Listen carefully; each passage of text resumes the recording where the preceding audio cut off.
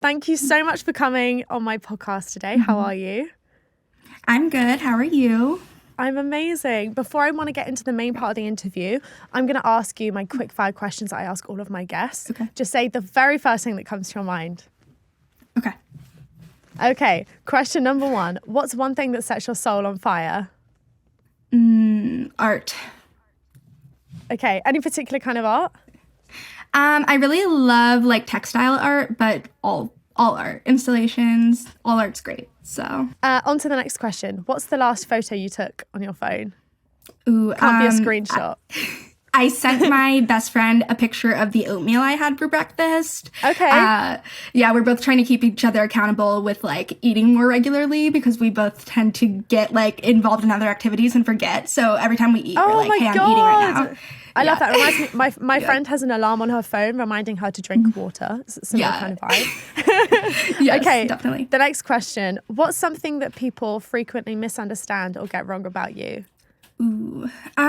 People think I am bitchier than I am just because I have like a natural like resting bitch face and I'm kind of more reserved. And then like the moment you start talking to me, I like light up and I'm laughing and smiling.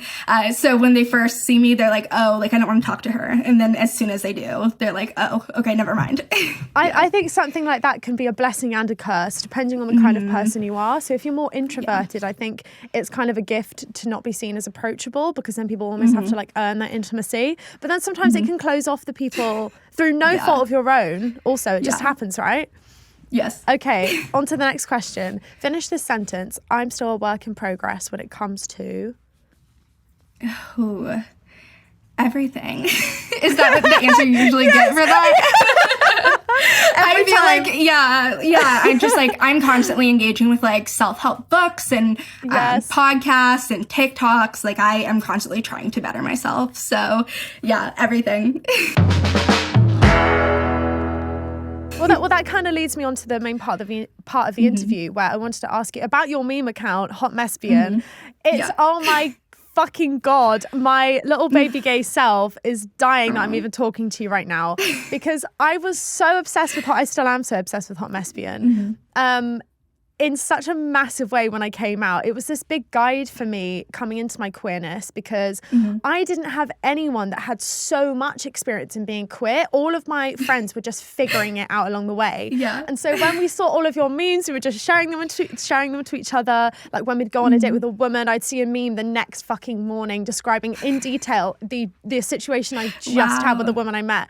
And and it's so amazing. It's so good. I love it so much. So I wanted to ask you, is anything, you said you like reading self-help books and you're on a healing journey. Has making memes helped you in that way and sharing them with the community of lesbians and queer women? I think a little bit, just because it has opened me to both alternate points of view and like perspectives and experiences I haven't had, but also it has like reaffirmed like what you said, that we've all kind of had these like very similar experiences. And like so many people, like I'll like make the most niche meme and I'm like, everyone's gonna think I'm weird for this. Everyone's gonna judge me. And then a million people, not a million, but a lot of people will be like, oh my God, like me too. And I'm like, wow, I'm not a freak. What does that feel like also, tapping into your own experiences and then putting them online? Does it ever still feel really uncomfortable? Because I imagine that it was at some point so frightening to do it for the first time. Yeah, I feel like it was a little bit easier in the beginning, hence the name Hot Messbian, because one, I was a bit more of a hot mess because I had engaged with less self-help and less therapy and all of that stuff. So I was more of a mess, but also it was anonymous. So I could just kind of put it out there. And now my face is kind of like, it's not super well known that I'm who runs it, but like most of the queer people in my city know.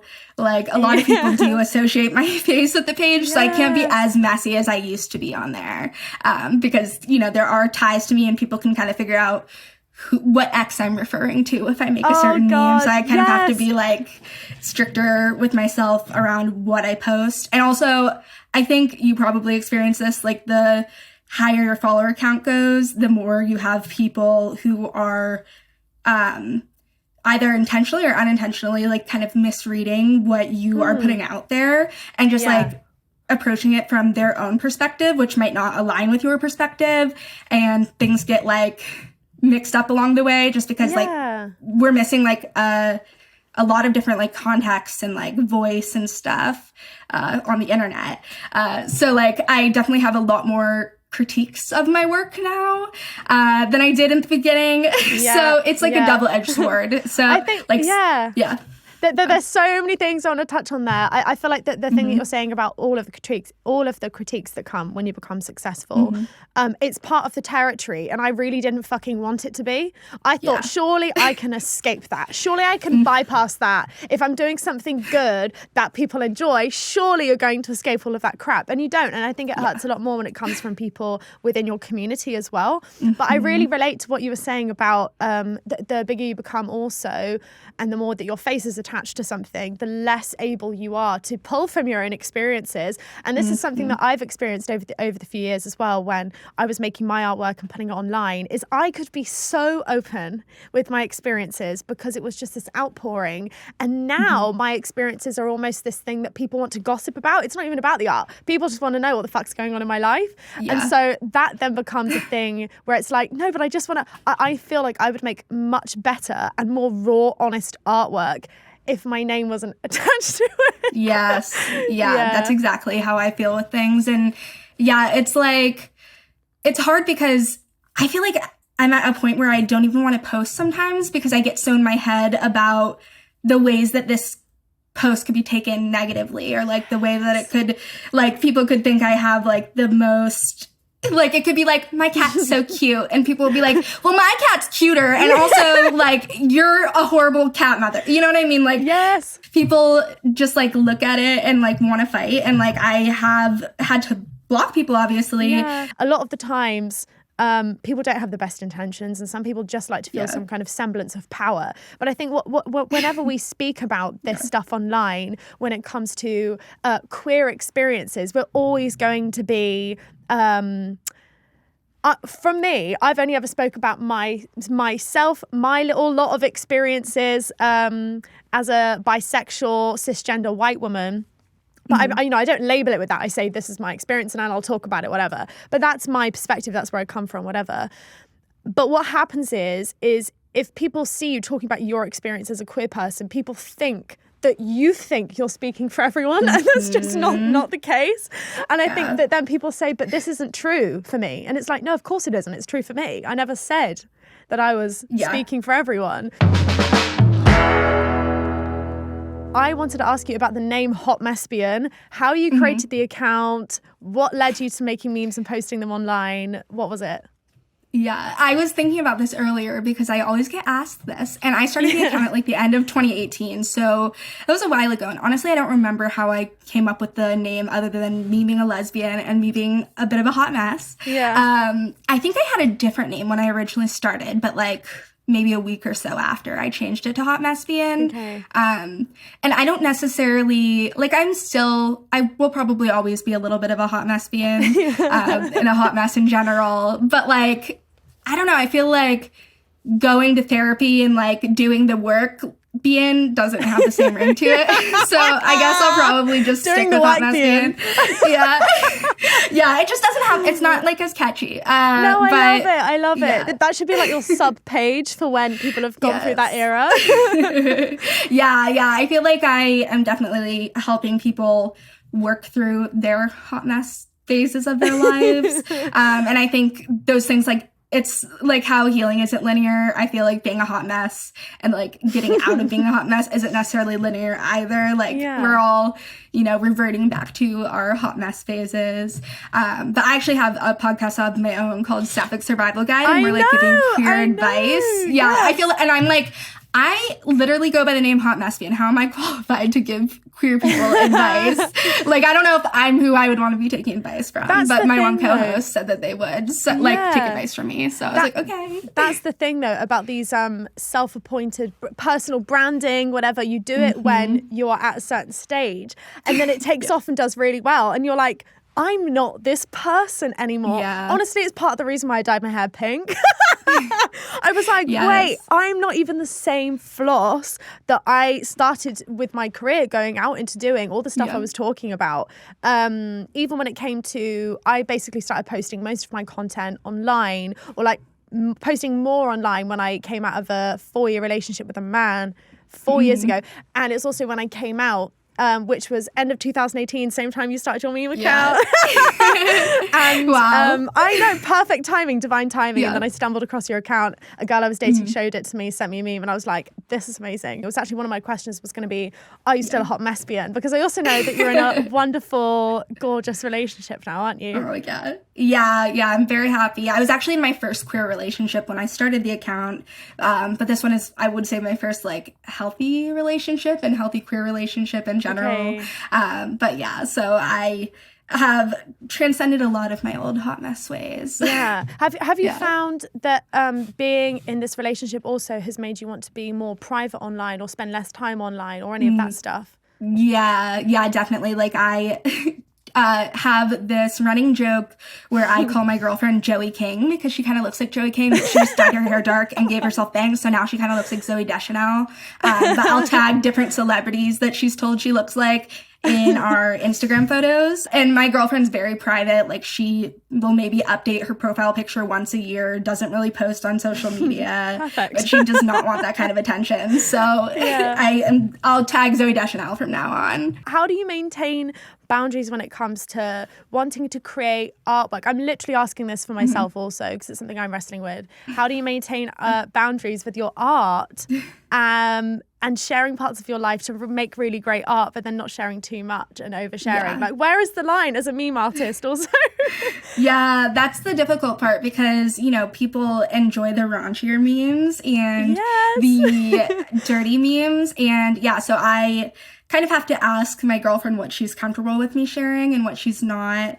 And same with like past relationships that I've been in, because, you know, some people are comfortable with things that other people aren't. But like I was in a not so healthy relationship in the past, and there were so many moments that would have been like memeable, but I was like, I don't want people to know that I'm like being cheated on all the time or like treated like shit. Like I was like, and then keep going back to this person because I'm weak, I guess. But like I was like, this is not like fun content to make right now. Like I could maybe look back at and laugh at it now, but in the moment I was like, I could make a meme about this. I'm sure it's very relatable, but also I don't want people knowing this stuff is going on right now. And so I like wish I had written those things down so I could make them now. But I definitely didn't think about doing that. My general rule of thumb with it is that if I'm not healed from it, I can't talk about it yet, because then people can put their own stuff onto something that is so sensitive. It might even still be happening for me. So one thing I want to ask you is, if I said at the beginning in the intro before you came on that I want this episode to be a bit of a guide to anyone who's just came out, to any baby gays listening. I feel like a lot of my audience are queer or queer questioning women who have realized that they might be queer, they might be non-binary, they're questioning their sexual identity. So if you had any tips for a woman who's just come out, she's not been on a single date with a woman, what tips from your experience would you give her? I feel like my biggest tip is to just like shoot your shot. I feel like that's where a lot of women get hung up, is that they're like, okay, I don't know if she's flirting with me. I don't know if she wants to go to dinner with me as a friend. I don't know if she's queer. And I feel like the best thing you can do is just be like, hey, I'd love to take you on a date, XYZ, like, you know, all of the details. And just like see what they have to say. If they say no, say, okay, cool, well, I'd still love to hang out with you as a friend. Like, I think you're really great. It's okay if it's not in a romantic context or sexual context or whatever. I feel like a lot of people are very scared of, like, the rejection. And, like, once you've been rejected enough times, it still sucks, but, like, it's not as scary as it was previously. And I think, like, it's good to be specific about what your intentions are and where you would like to see things go, and not just say, like, okay, let's hang out. Let them know that you want it to be a date, and let them know that even if they're not interested, like, you're still down to be friends. You still think they're great. And even if you don't really want to be their friend after that, like, at least it was like a nice gesture. Yes. You don't necessarily have to follow through with hanging out if neither of you are interested. I've had to be probably the only situation where I've not wanted to be friends with a woman after I've dated her. It's not because I didn't like it, it's because I liked her too much. So if I liked her too much, there's no way in hell I could be fucking I can never be your friend if we've gone from this super incredible intimate experience to then just pretending that we can be friends because we're of the same gender. And I think I've done that a lot of the times also with all of the stereotypes about, lesbians and queer women just all being friends with their exes and that kind of stuff. I kind of took on that stereotype. It's like, this is okay because we're gay and this is what we do. But actually there have been many times where I've stuck around or kept girls in a friendship group or kept hanging out with someone when I couldn't continue to be friends with them because there were still feelings there or it ended awkwardly or whatever. So also to anyone who's newly come out, you also don't have to be friends with someone and feel that it should be okay because you're women and this is just all fine. And that's the way queer women do things. If you don't want to be friends with someone because it's still too hard for you, you don't want to be friends with your ex, whatever. Sometimes keeping someone in your life as your friend is just like another way to keep them around without avoiding some kind of closure with the friendship as well. And my number one thing is always to just say, I want to say go slow, and not slow in the sense that it's painstakingly long and you wait forever to do things, but don't feel like you need to rush into something just because you feel that there's scarce options for queer women. So when I first came out also, I live in London and I have swiped to the end of every dating app every single time. And it's like, and I live in London, like it's a massive city. And and same with my friends now who are single, it's like there's so few options for queer women to meet other queer women. And I was listening to your podcast also. You spoke on an episode talking about long distance relationships where you said it's like a circle where it just gets smaller and smaller. So there's gay women and then there's gay women in your area, which makes the circle smaller. And then there's gay women in the same kind of like age group, or gay women in the same interest, gay women you like back, gay women who like you back. And then it's just tiny. And then you have a pool of about 10 lesbians in your area, if you're lucky. And if you're lucky, some of them have dated or each other. And it's just smaller and smaller and smaller. But I think that with that, if you're in that situation and you feel like your options are scarce, that does also not mean tolerating shitty treatment from women where they are just breadcrumbing you. They're keeping you tagged along. They're not treating you in the way that you deserve. You feel like there's something missing, but you can't quite put your finger on it. You don't know why it is. You still deserve amazing treatment. And the last thing that I would want someone to do is do what I've done in the past, which is kind of settle for situations because of that scarcity of queer women. There are plenty of queer women out there. You can find queer women online. You can go to other places. But it's better to not immediately just go for something, even if it's bad for you, just for the sake of experience. But that doesn't also... It's that thing where you speak about it from hindsight where it's like, but you're probably still going to do it. Do you know what I mean? Right. But it's like, I've definitely settled in the past too. And it's like, that person didn't deserve to be settled for. That's really unfair to the person I was settling for or the people I was settling for. But it's also unfair to myself to think that I don't deserve exactly what I want. Like, I feel like before I got in a relationship with my current partner, I told myself, like, you're not going to settle for anything less than you deserve again, just because you live in a small city and you swipe through all of the Tinder and all of the dating app options in 15 minutes. Like, it's 15 minutes and then they're gone. So, like, I was like, you're not settling. And then that's when I found someone who is, like, perfect for me. And this is her first relationship with a woman, and it was her first time on an app. She was on, like, an app that barely anyone here uses. It was just so, like, I struck a gold mine with that one, and she feels the same way. So, I told myself, like, no more settling. You can't go into a relationship wanting to change someone or hoping that they will change down the line, because that's just going to end up in disappointment for both of you when that doesn't happen. So I think it's so true also what you said about just making a fucking move, because so so often, well, actually, most of the questions that come through are, how the fuck do I flirt with a woman? Yeah. How do I approach a woman in a bar without being creepy? And what do you think about this predatory queer woman stereotype? Do you know where it comes from, or why we feel it? Or do you have any theories about it? Because it pisses me off. Yeah. I don't know where it comes from necessarily, but I think probably a lot of it is just rooted in homophobia and lesbophobia. And I think there used to be like a very big stereotype in like the media, like in movies, where lesbians were like stalkers and murderers and just like these very scary predatory archetypes. And of course, that's not true for a majority of lesbians. Like, I'm sure that there are some lesbians that do fall under that category, but those are in the minority here. So yeah, those kind of stereotypes piss me off, but it's also why I love your work so much, because seeing all of these ways that women are just being adored by other women. Like, I love seeing things on TikTok, just seeing lesbians and queer women in sapphic relationships just being in love and with no chaos, no drama, none of the stuff on TV, which we love to watch. We do love to watch it sometimes. But seeing women being in love. The reason I love your memes is because they allow me to laugh at myself. They allow me to laugh at my experiences. And also some of the terminology that you use in your memes also, I feel like a lot of that terminology is mostly used online. Do you feel that sometimes labels within the queer community can be limiting in terms of like femme, butch, top, bottom? Or do you just think, do you kind of take them as this like lighthearted thing that just helps us understand each other better?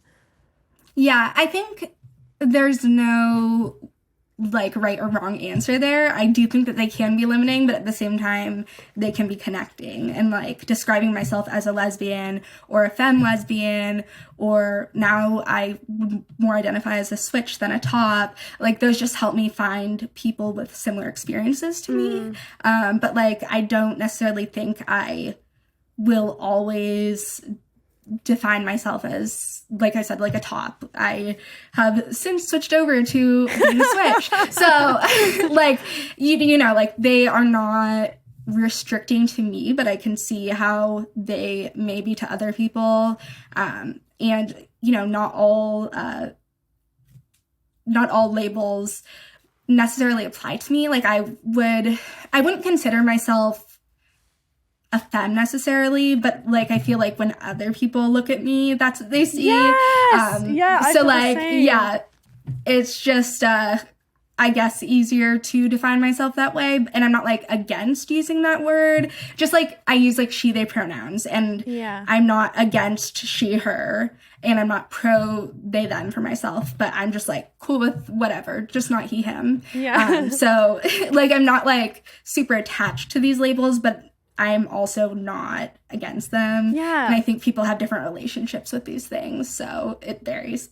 I think it's a really nice place to be with it, because I think to anyone listening who's just come out, I remember when I first came out, I was like, okay, now I need to know exactly what I am, who I am. And then I felt this other pressure to just know everything and know everything about who I was, whether I was a top or a bottom or a switch or this or that, or do I need to, literally one of my first thoughts was like, do I need to use all of these sex toys? Like, what do I need to do? How do I be a good queer woman? How do I do all of this stuff correctly?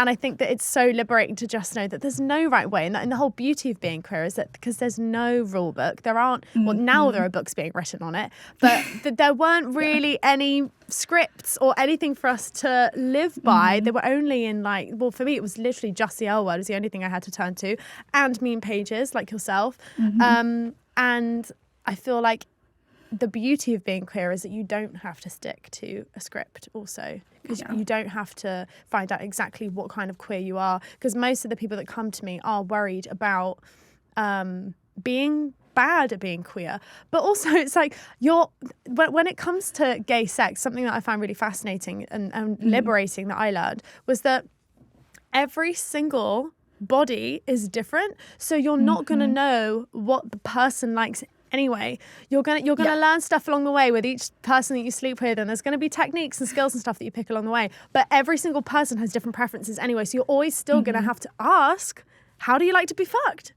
And I think that was such a liberating thing for me as well. Was like, oh, but everyone's different anyway, so there's never gonna be one way that everyone likes it. And I think that was one of the scariest things about coming out, was like, oh my God, how do you do the sex? And that's what most of the people come in asking me for as well.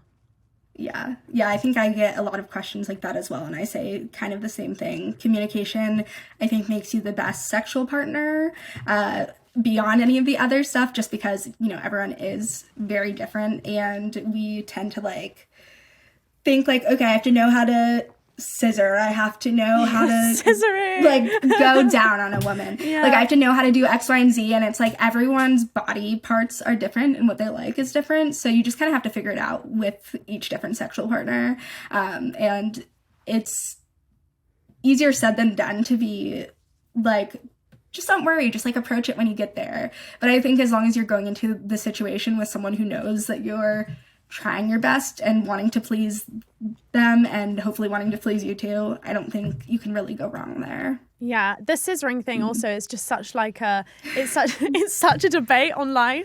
Like I feel like everyone, lesbians always debate scissoring about whether it was invented, and then you kind of come around, you're like, actually it can be fun, it can be really nice if you find the right spot, which can take so fucking long. Yeah. There's so many discussions on scissoring. I feel like when you come out also, it's, when you go to the comment sections of any meme, it's all anyone's talking about. Yeah, I definitely was anti-scissor until recently, and now I'm seeing the light. But seeing the light, yeah. So that's how you know it. Like depends on, you know, your partner's body or your body and positioning and stamina and flexibility and everything. So, exactly. Yeah. And also another, I was with someone recently who was actually, they're bisexual, but they didn't know about this time. I was talking with a friend about U-hauling. Can we talk about U-hauling for anyone that doesn't know what U-hauling is?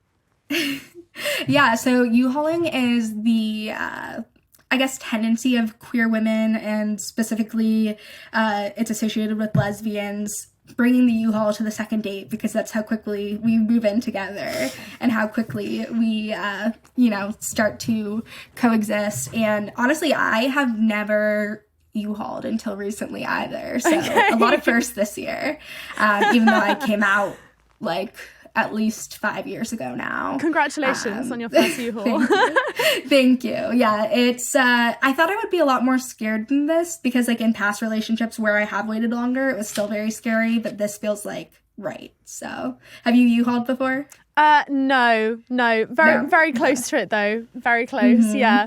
I've definitely felt the kind of dating stage being sped up as well. I feel like it's a matched vulnerability that perhaps people in straight relationships don't get, where you don't have to put up those walls or those barriers of playing it as cool. I feel like there's more I just feel like it gets sped up a lot more because there's just less pretending perhaps about wanting that kind of stuff. I don't know.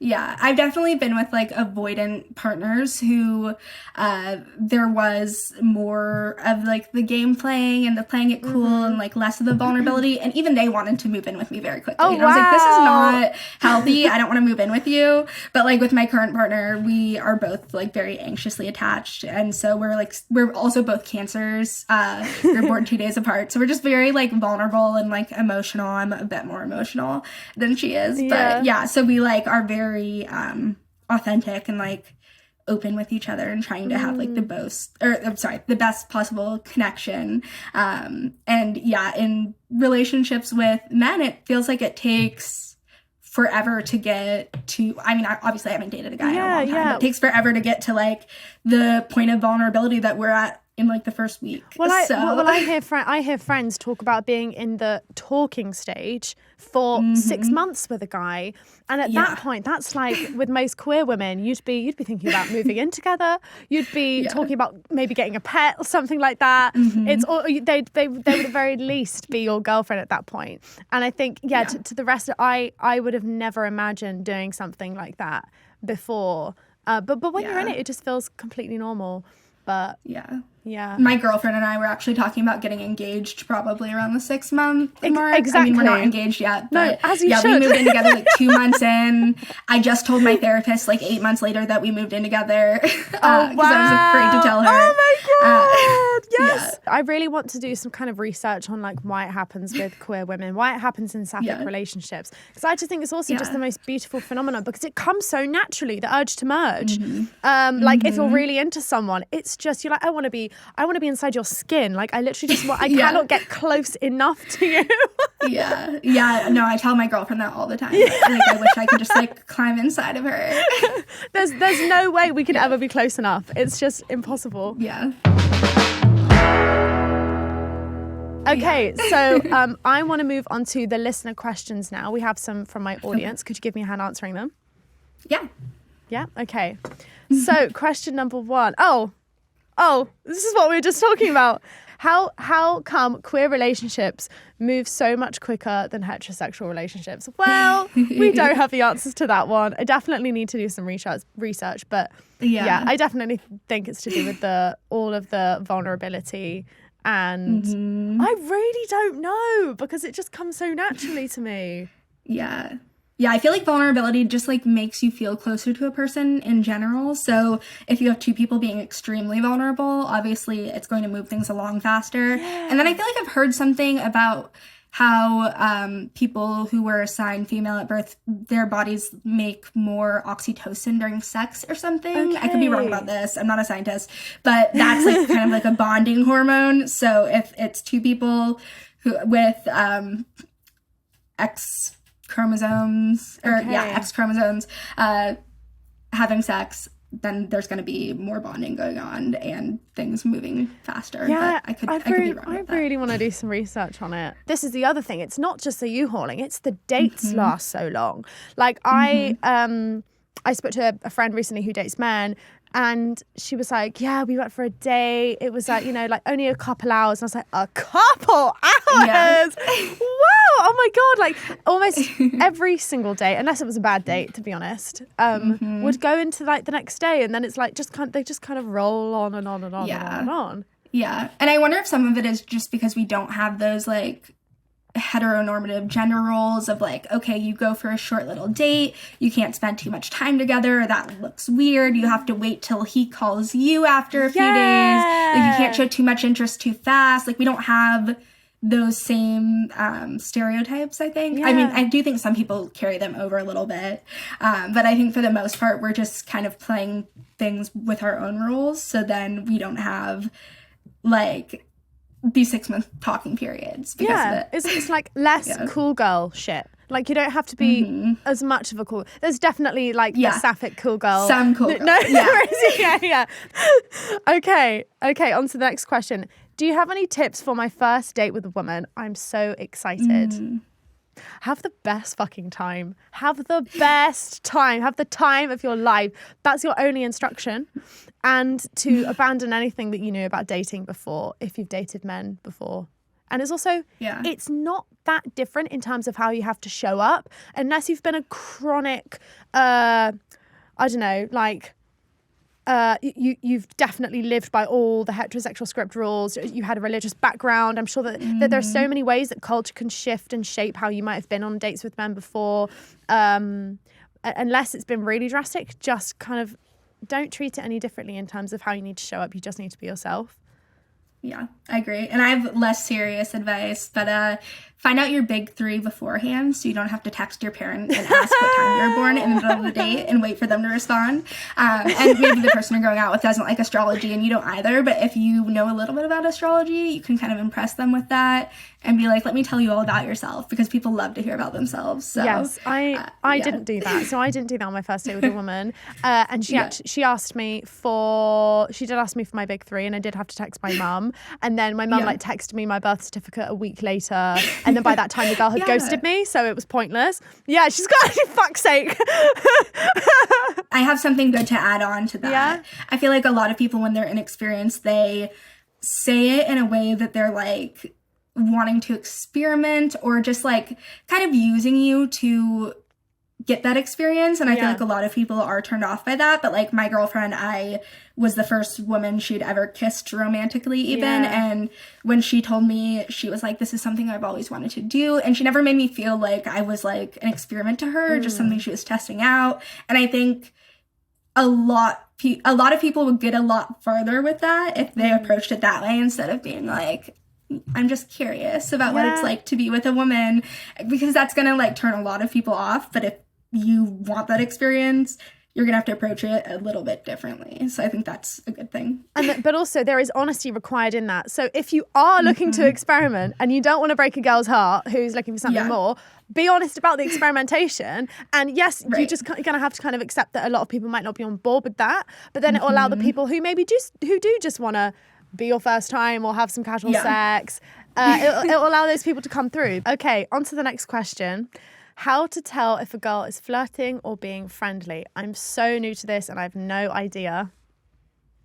Okay, I saw this tip on TikTok recently. So I unfortunately cannot take credit for it because I like I said, I'm very obvious when I'm interested in someone. I'm just like, hey, let's go on a date, like not really beating around the bush as much. But I saw someone say to be like, oh my God, are you flirting with me? And then if they're like, no, you're like, oh, okay. Like just like kind of brush it off. And if they like are flirting back, then you like, no. So to literally ask. Say that to someone. Yeah. To literally but in like a flirty way. Yes. Okay. Yeah. So are you flirting with me? Okay. Yeah. Okay, I like it. So I was like, that's smart. I not. I mean, I guess I've used that, but not like in that particular. It's way. so hard also because the way that women interact with each other at bars, at clubs, whether it's a queer bar or a straight bar, whatever, is so homoerotic. What you would assume is a really flirty gesture is sometimes someone doesn't even know what they want, particularly with women. It can be really confusing. So sometimes, to just straight up ask, are you flirting with me? Yeah. I think one of my co-hosts on my podcast, Gina, I think she said to say something along the lines of, oh, are you flirting with me or do you act this way with everyone? Like in kind of like a cheeky way. Yes. Okay. I love it. So that could be like a more fun way in a scenario like that where you're not sure. Yes. Okay, gorgeous. Okay, on to the next question. How do I draw a line between a romantic relationship and friendship when meeting other women? I'm really struggling with this at the moment. No one told me about the confusing nature of friendships with queer women. Like, I didn't know how confusing that would be when I was single and out. Like, just, I think that can be a really tough and challenging one, particularly if you're having sleepovers with a friend and it can become very close and intimate and you're both crossing the lines but no one's saying anything. I think sometimes it needs to be addressed in a soft and subtle, a bit like the "are you flirting with me" thing. Yeah, like you kind of have to outright. I just talked about this actually because we had a homoerotic tension or homoerotic friendship episode come out on my podcast last week. And, oh my God, perfect. Literally perfect timing. But I was talking about how my best friend, who I've been best friends with since I was like 11, she recently came out as queer a few years ago as well. And last year she just kept saying things to me and I was like, are you flirting with me? Do you have feelings for me?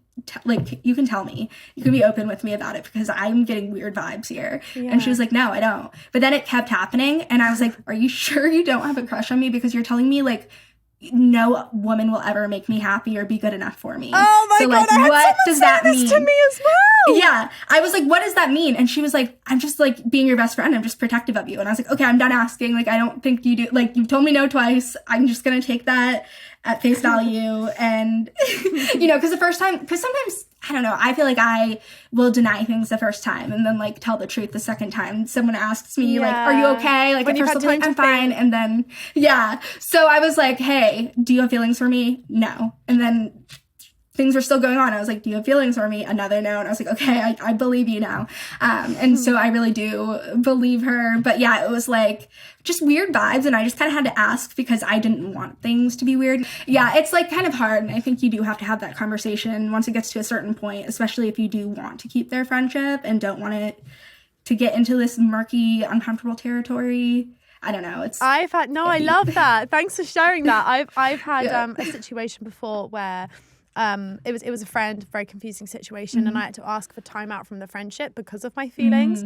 And she was like, oh my God, I completely understand. And then we reunited a couple years later, and she was like, I can't believe how much I led you on. She was so honest about it. She was like, she got round to it eventually. So we both said our piece. And when I said all the stuff that she was doing, all the signs, all the this and the that was making me confused, she was like, she was completely floored by even hearing it out loud, like embarrassed at the level of her actions going against her words. And she was like, oh my goodness me. And we figured out that she did kind of know what she was doing, because had her girlfriend walked into the room, she would have immediately, stopped cuddling me or whatever.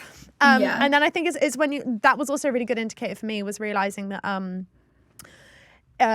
sometimes if something is crossing a friendship barrier, if maybe someone else is in the room, they'd be acting completely differently. That's amazing advice. That's my indication. Yeah.